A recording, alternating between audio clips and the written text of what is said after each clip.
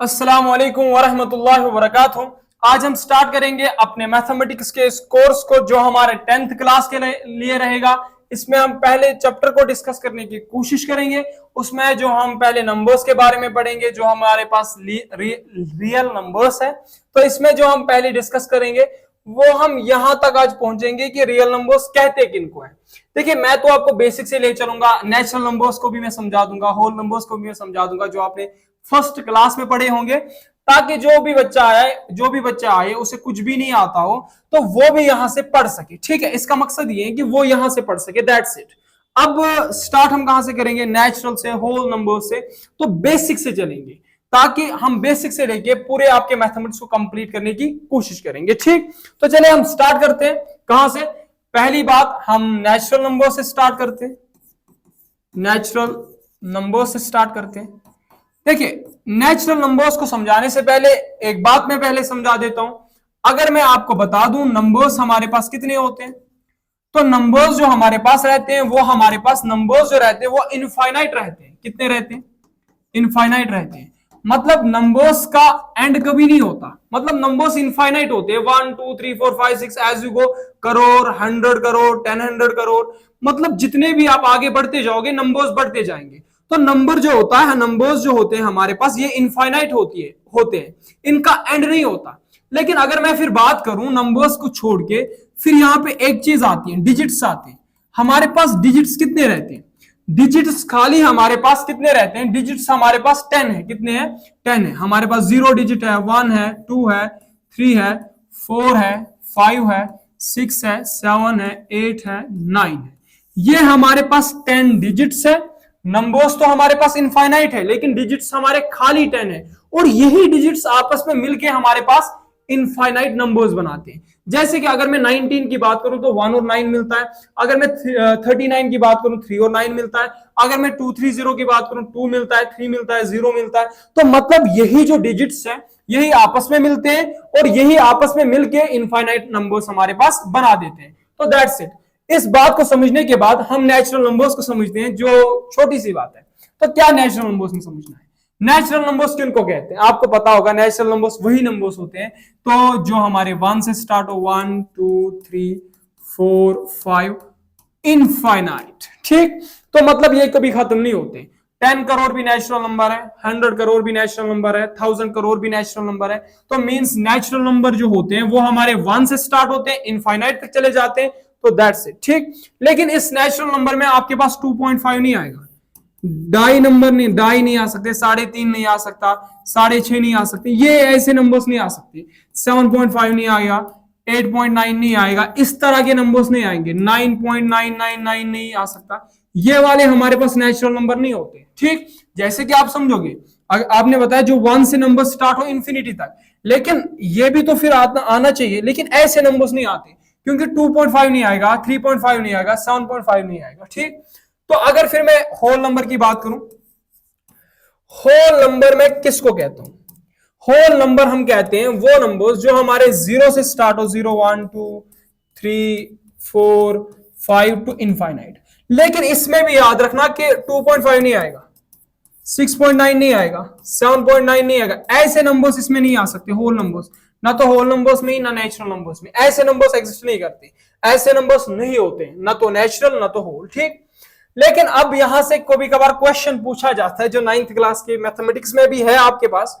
Question ये है कि क्या सारे नेचुरल नंबर्स होल नंबर्स हैं? बात समझना, क्या सारे नेचुरल नंबर्स होल नंबर्स हैं? क्या सारे होल नंबर्स नेचुरल नंबर्स हैं? इनमें भी बच्चों को डाउट होता है। इसको समझने के लिए आसान सी बात है। यहां पे अगर मैं बताऊं नेचुरल नंबर कहां से स्टार्ट होते हैं? 1 से स्टार्ट कहां तक? इंफिनिटी तक। फिर 10 करोड़ हो, कुछ भी हो, नेचुरल नंबर होगा। यहां होल नंबर कहां से स्टार्ट होते हैं? 0 से स्टार्ट होते हैं, कहां तक? इंफिनिटी तक। अब नेचुरल नंबर्स और होल नंबर्स में तो नेचुरल नंबर है, लेकिन नेचुरल नंबर में होल नंबर सारे नहीं है। क्यों नहीं है? क्योंकि 0 नहीं है नेचुरल नंबर में। इसका मतलब यह हुआ कि सारे नेचुरल नंबर्स होल नंबर है, लेकिन सारे होल नंबर्स नेचुरल नहीं है, क्योंकि यहां पे एक्स्ट्रा क्या है? 0 है। That's it. समझ आई बात? अब इसके आगे एक बात को हमें समझना होगा, एक चीज को समझना होगा। वो चीज हमारे पास है क्या? वो हमारे पास है इंटीजर्स। क्या है हमारे पास? इंटीजर्स। इस इंटीजर को हमें समझना होगा। इंटीजर्स, इंटीजर्स किस चीज का नाम है? अगर मैं इंटीजर्स की बात करूं तो इंटीजर होता है सेट, किनका? ये सेट ऑफ नंबर्स है। किनका सेट? नंबर्स का सेट है। तो इसमें क्या होगा, देखिए सेट को पहले आप समझे। सेट हम किस चीज को कहते हैं? सेट में जो होते हैं, सेट में डिफरेंट टाइप के नंबर्स होते हैं। क्या होते हैं? डिफरेंट टाइप के नंबर्स। सेट, तो पहले सेट को समझे। सेट किसे कहते हैं? जिसमें अलग अलग नंबर्स होते हैं। जैसे अगर कश्मीरी में बताएं, जैसे हम क्लास लेते हैं ऑफलाइन में, वहां पे अगर सेट को समझाना होगा तो मैं इस तरीके से समझाता हूं कि सेट, जैसे कि हमारे पास होता है कप सेट, उसमें होते हैं हमारे पास पिरच शासन, चमच शासन, बेशासन काफ, ठीक। और अथ मज क्या करन काम, यम पिरच चमच काफ यह कप सेट बनन। तो मीन्स अथ मज कफ योत के, अथ मज डिफरेंट टाइप की चीज, ठीक। पिरच, कफ, चमच, ठीक। इसी तरह से अगर सूट का कोई सेट होता है तो उसमें थोड़ी मतलब खाली उसमें क्या क्या होता है, उसमें हमारे पास जो होता है शर्ट भी आती है। फॉर एग्जाम्पल अगर लड़कों की मतलब पैंट शर्ट का एक सेट माना जाए तो उसमें हमारे पास टाई आती है, उसमें हमारे पास शर्ट आती है, उसमें हमारे पास पैंट आता है, उसमें हमारे पास मतलब ब्लेजर आता है, बाकी चीजें आती हैं, तो उसको सेट कहते हैं। सेट, सिंपल में सेट कहने का मतलब यह है कि सेट में अलग अलग चीजें होती हैं, ठीक है। इसी तरीके से इंटीजर भी एक सेट है, किनका? नंबर्स का। इसका मतलब यह हुआ कि इसमें अलग अलग तरीके के नंबर्स होंगे। इसमें क्या होंगे? अलग अलग तरीके के नंबर्स होंगे। तो इसमें क्या होते हैं? इसमें अलग अलग तरीके के नंबर्स होते हैं। कौन से नंबर्स होते हैं? एक तो इसमें नेगेटिव नंबर होते हैं और जीरो होते हैं, और इसमें पॉजिटिव नंबर होते हैं। क्या होता है? एक नेगेटिव नंबर्स होते हैं, एक जीरो होता है और पॉजिटिव नंबर्स होते हैं। बात समझ में आई? तो इंटीजर किसे कहेंगे आप? आपने अगर किसी ने बताया कि इंटीजर बताओ किसे कहते हैं, तो आप बताओगे इंटीजर एक सेट है नंबर्स का जिसमें हमारे पास पॉजिटिव नंबर होता है, नेगेटिव नंबर्स होते हैं, पॉजिटिव नंबर्स होते हैं और जीरो होता है, ठीक। तो इस तरीके से आप इसको बता सकते हैं। जीरो जैसे हुआ, 1 हुआ, 2 हुआ, 3 हुआ, 4 हुआ, 5 हुआ, 6 हुआ, इनफाइनाइट। यहां से -1 हुआ, -2 हुआ, -3 हुआ, -4 हुआ, -5 हुआ, -6 हुआ, इस तरीके से।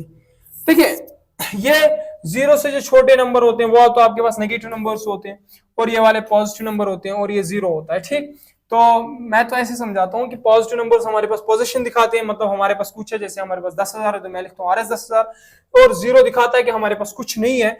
मुझे पूछे तो नेगेटिव नंबर्स क्या बताते हैं? ये बताते हैं हमारे पास हमें कर्ज है, ठीक है। हमें क्या है? कर्ज है। जैसे कि मैं कहूँ कि RS -10 है, मतलब मेरे पास 10 रुपए है, नेगेटिव के 10 रुपए, मतलब मैं कर्ज में हूं, ठीक है।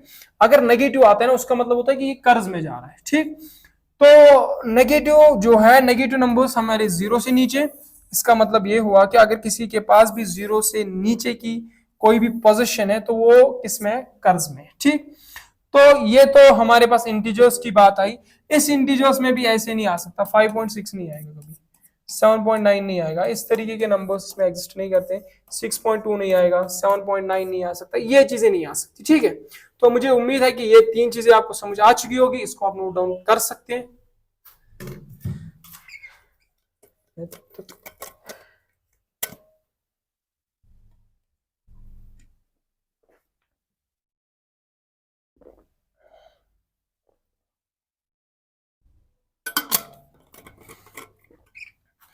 और यहां पे हम बात को आगे बढ़ाते हैं, तो ये हम मिटा देते हैं और बात को आगे बढ़ा देते हैं। कहां तक चले? तो ये हमने क्या समझा? इंटीजर्स को। इंटीजर्स के बाद हम समझते हैं प्राइम नंबर्स को।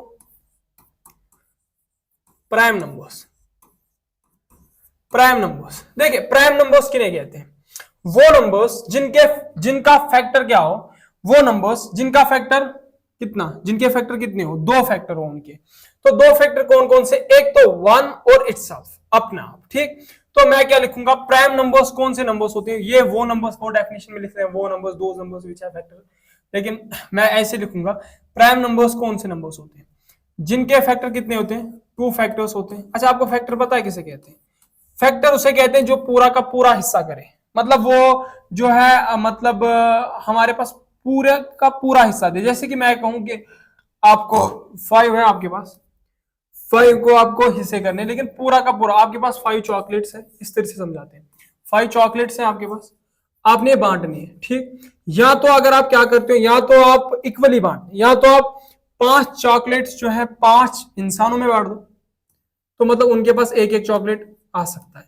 या तो एक ही इंसान में 5 चॉकलेट दे दो, ठीक है, एक ही इंसान को 5 चॉकलेट दे दो। ये 2 ही ऑप्शन आपके पास बचे और कोई ऑप्शन नहीं है। इसका मतलब ये हुआ इस 5 का फैक्टर या तो 1 है और यहाँ 5 है, मींस एक तो 1 और इटसेल्फ, ये प्राइम नंबर फिर होगा। मैं फैक्टर की बात समझाने की कोशिश कर रहा हूं। फैक्टर उसे कहते हैं जो क्या हो, फैक्टर हम लोग उसको कहते हैं जो पूरा का पूरा हिस्सा दे। जैसे कि मैं अब अगर इसे कहूं कि 5 चॉकलेट्स आप 2 इंसानों में दो, कितना कितना आना आएगा 2.5। ये पूरा का पूरा हमारे पास जो दे रहा है, ये पूरा का पूरा नहीं दे रहा है, ये डाई में आंसर, डेसिमल नंबर्स में आप कह सकते हैं आंसर दे रहा है, 2.5 में आंसर दे रहा है।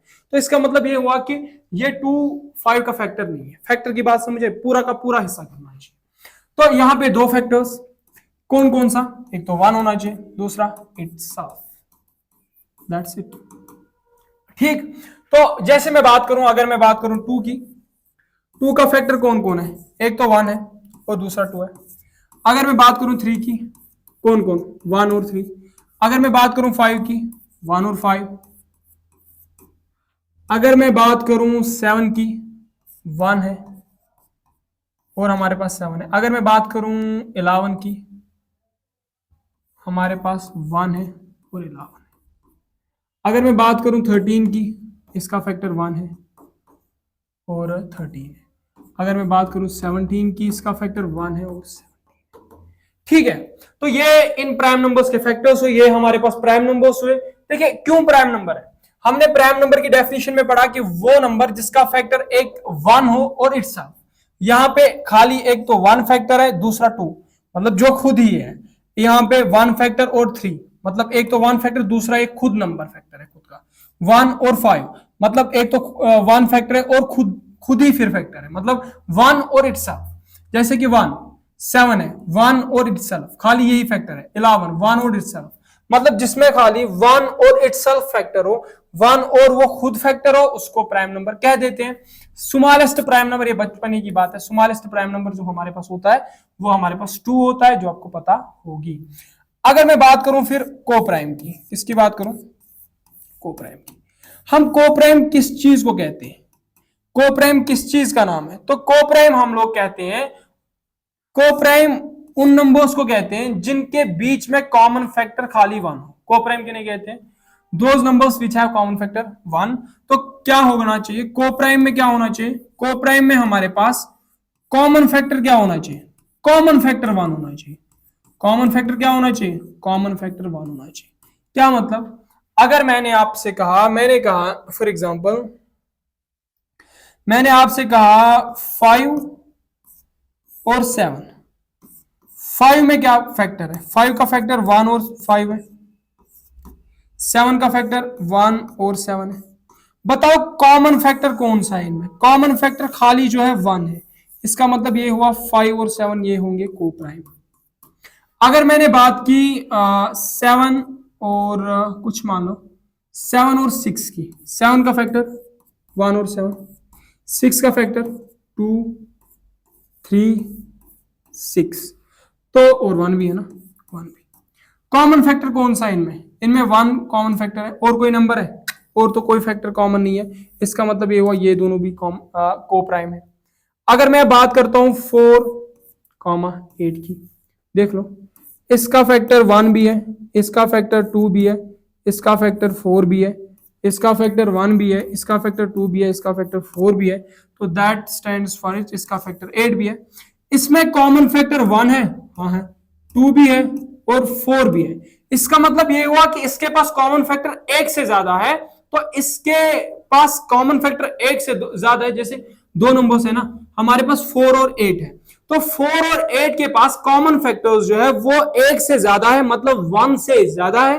ठीक, तो इसकी वजह से जो ये होंगे, ये हमारे पास कोप्राइम नहीं होंगे। ठीक, तो इसके आगे जो हम बात करेंगे, अगर हमारे पास कभी भी 2 कंसेक्यूटिव नंबर्स होंगे, 2 कंसेक्यूटिव नंबर्स होंगे, तो 2 कंसेक्यूटिव नंबर्स जो होते हैं हमारे पास, वो हमेशा कोप्राइम होते हैं। तो 2 कंसेक्यूटिव का मतलब ये होता है कि एक के पीछे एक। ठीक, जैसे 1 2 3 4 5, जैसे 1 और 2 ये कंसेक्यूटिव है, इसी तरह से अगर फॉर एग्जांपल 4 5 ये कंसेक्यूटिव है, तो दो कंसेक्यूटिव नंबर्स हमेशा को प्राइम होते हैं। जैसे अगर बात की जाए, अगर मैं दो नंबर्स को लेता हूं, मैं 27 को लेता हूं और मैं 28 को लेता हूं, और 27 के फैक्टर्स कौन कौन से होंगे? 1 भी इसका फैक्टर होगा और 3 भी इसका फैक्टर होगा, 3 के अलावा और तो कोई नहीं होगा, और 27 होगा। इसका फैक्टर 1 भी होगा, इसका फैक्टर 2 भी होगा, 3 तो नहीं हो सकता, इसका फैक्टर 4 भी होगा, और इसका फैक्टर 4 भी होगा, 5 तो नहीं, 6 तो नहीं हो सकता, 7 तो नहीं हो सकता, 9 तो नहीं हो सकता, फिर सीधे नजरिए के मुताबिक 14 हो सकता है। तो यहाँ पे कॉमन फैक्टर कौन है? खाली कॉमन फैक्टर जो है, और 7 भी है, सॉरी 7 भी है, तो कॉमन फैक्टर कौन है? खाली 1। तो इसका मतलब ये हुआ कि ये हमारे पास जो हुए 27 और 28 को प्राइम हुए। इस तरीके से जितने भी कंसेक्यूटिव नंबर्स होंगे वो हमेशा को प्राइम होंगे। तो प्राइम नंबर्स भी आपस में हमेशा को प्राइम होते हैं, ठीक। तो ये तो कंसेक्यूटिव नंबर्स, ये तो को प्राइम की हमने बात समझी। को प्राइम के बाद हमने समझनी है कि कंपोजिट नंबर हम किन्हें कहते हैं। कंपोजिट नंबर किन्हें कहते हैं? कंपोजिट नंबर्स वो नंबर्स होते हैं, जैसे उससे पहले मैं एक बात को आपको समझा देता हूं। अगर कभी भी मैंने कहा ए और बी, ऐसे डाउट्स हमारे पास आते हैं। मैंने कभी आपसे कहा कि ए और बी हमारे पास जो है ये हमारे पास को प्राइम है, तो उसका मतलब क्या होगा?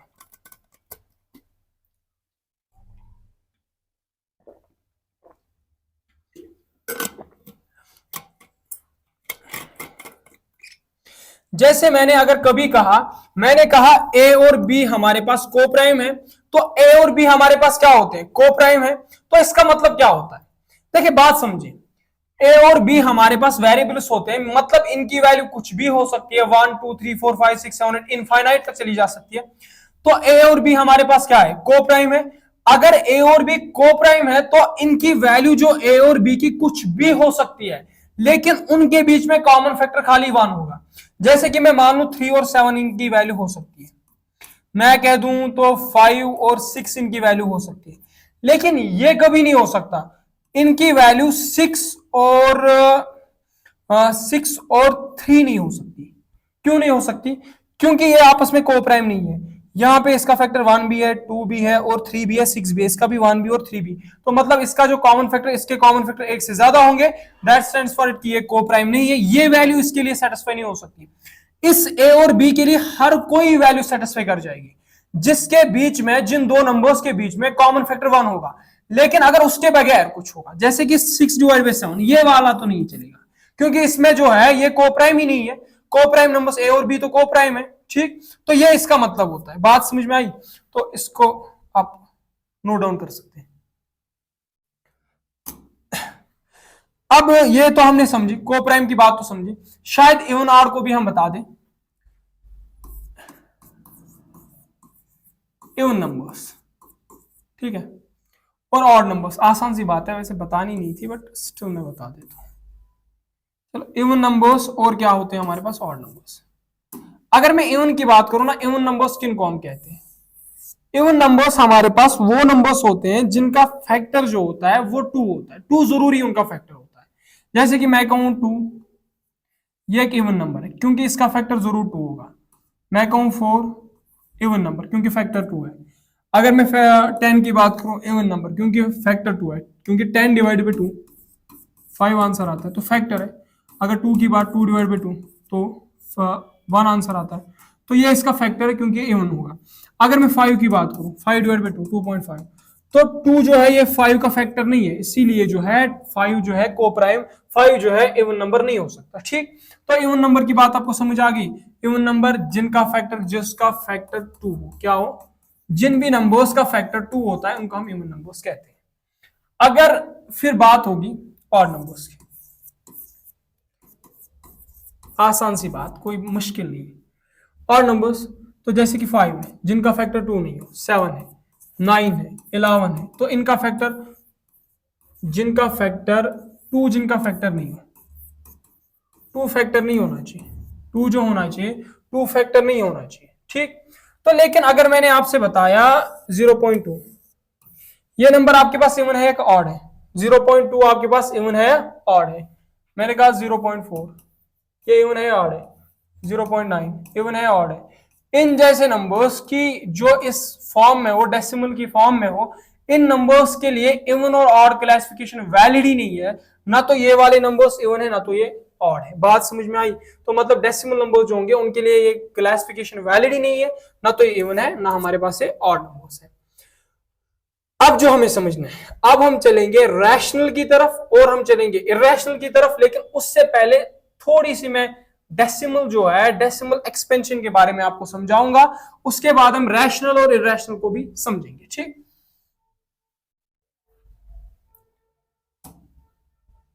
देखिए अगर मैं बात करूं ना इस डेसिमल एक्सपेंशन की, इस डेसिमल एक्सपेंशन की, इस चीज को मैं समझाना चाहता हूं। डेसिमल एक्सपेंशन कहते किस चीज को है? जैसे कि फॉर एग्जांपल मैं कहता हूं कि मैंने अगर 7 को डिवाइड किया 2 से, कुछ बच्चों को तो ये भी नहीं आता होगा, डिवाइड नहीं आता, वो मैं अलग से सिखा दूंगा अगर किसी को नहीं आता होगा। 2 3 जा 6, तो यहाँ 1 0 और यहाँ पॉइंट, यही मेथड है। 2 5 जा 10, तो दैट स्टैंड्स फॉर इट कि इसका ये वाली चीज, इसको हम कहते हैं डेसिमल एक्सपेंशन। क्या कहते हैं? Decimal expansion. तो अब ये डेसिमल एक्सपेंशन अलग अलग तरीके की भी हो सकती है। डेसिमल एक्सपेंशन कैसे हो सकती है? या तो डेसिमल एक्सपेंशन जो हो सकती है, या तो ये टर्मिनेटिंग हो सकती है। क्या हो सकती है? डेसिमल एक्सपेंशन या तो टर्मिनेटिंग हो सकती है, या तो डेसिमल एक्सपेंशन नॉन टर्मिनेटिंग हो सकती है। ये भी हो सकता है, खत्म ही ना हो, नॉन टर्मिनेटिंग। या तो decimal expansion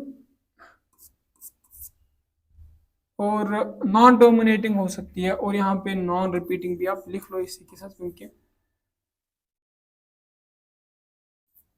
non terminating non repeating हो सकती है। या तो डेसिमल एक्सपेंशन नॉन टर्मिनेटिंग